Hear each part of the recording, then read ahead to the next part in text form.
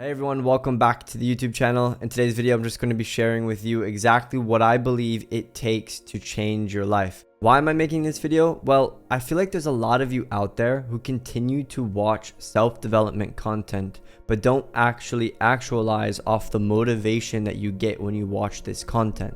And the reason is because you don't take the time to actually self-analyze and sit there and decide what you actually want to change, and not just say that, oh, I want to have a cool lifestyle. Oh, I want to get rich. You have to sit there and identify the exact habits that are negative, that are holding you back from achieving the goals that you want to accomplish. It's essentially self-analyzing along with action, but it starts with identifying the problem and finding a solution and then plugging in the steps. Growing up around Detroit, there isn't what I would say the best things that life has to offer. And so I always knew that I wanted more, that I wanted to leave, I wanted to move out, I wanted to travel the world, I wanted to go to different cities and live different lifestyles, and ultimately I knew I wanted to make something of myself. And so in my mid to late teens, I became obsessed with self-development. And so what I came to realize is that you need to be able to open up your eyes to what is possible. You need to be able to visualize yourself and be able to see yourself in the position or the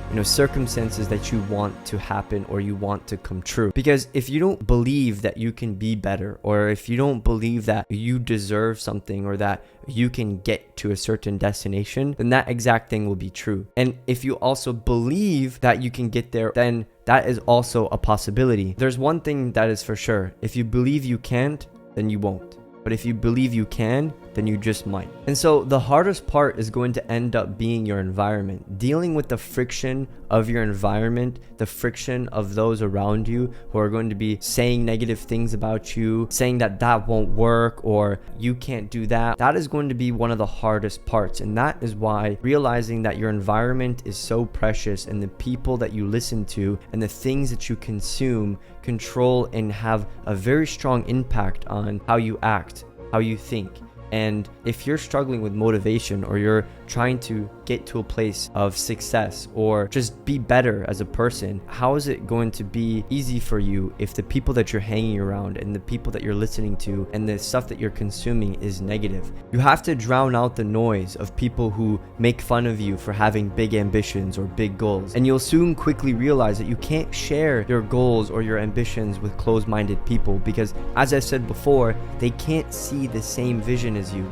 And that is where it starts. It starts with seeing it, being able to understand that there is a possibility, there is a future where you come out on top, where you accomplish all your goals. You must have extreme self-confidence in yourself and extreme conviction in your ideas, or you're just going to be doing something that you don't really believe in, and so you're going to half-ass it. There's a very famous saying that goes, how you do one thing is how you do another. So if you don't apply yourself to your goals and to the things that you actually want, then you're not going to want to apply yourself to other things or other things that you want. Don't worry about hanging with friends that don't really care about your goals or put you down when every time you mention that you want to do something productive with your life. It's okay to put your head down for these early years and get a head start in life, and so you'll come out on top much faster and much sooner than they will. And you might even be able to prove everyone wrong if you stick to what you say you're going to do and you develop the right habits to get there. And you can't let these people convince you that you're doing the wrong thing, or let them trick you into believing that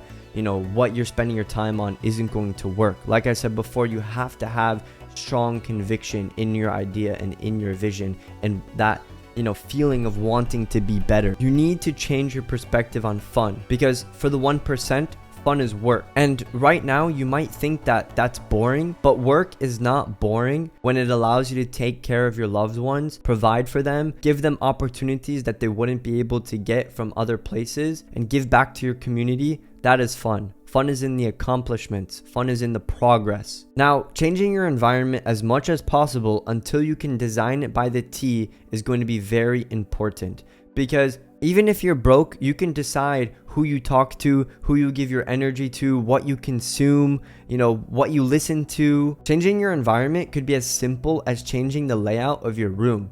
getting rid of distractions, clearing out old things, clearing games or stupid apps off your phone. Everything that you surround yourself and give your attention and energy to, if it's not positive, then you should get rid of it. Talking or listening to people who are just negative. Because the thing with negativity is that it's contagious, like a cold.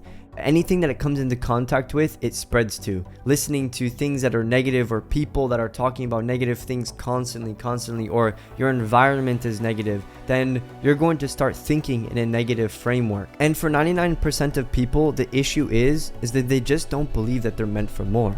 And for me, it's kind of the opposite. I don't know what it is, if it was just the way I was growing up, maybe my parents, but I always believed that, I could do more. I didn't struggle too much with self-esteem, but there's some moments where you have self-doubts, but your self-esteem is actually where you believe that you're meant for more and that you actually have to work for it, because your self-esteem will eventually erode over time if you keep letting yourself down. If you want to build a good, strong self-esteem, then you need to start doing what you say you're going to do. Call it egocentric, call it narcissism, but all the people that you look up to or know their names, they're all just trying to fulfill an ego. Just like Genghis Khan, he didn't need to invade so many villages, but he did because he was trying to scratch the itch of an ego. And I'm not saying you need to become ego-filled or ego-driven. It's definitely something that you need to understand, is that if you want to build an empire, you want to strive for greatness, then you're going to have to believe that you deserve the greatness, but you have to actualize it and you have to earn it, so you don't become, let's just say, a dickhead.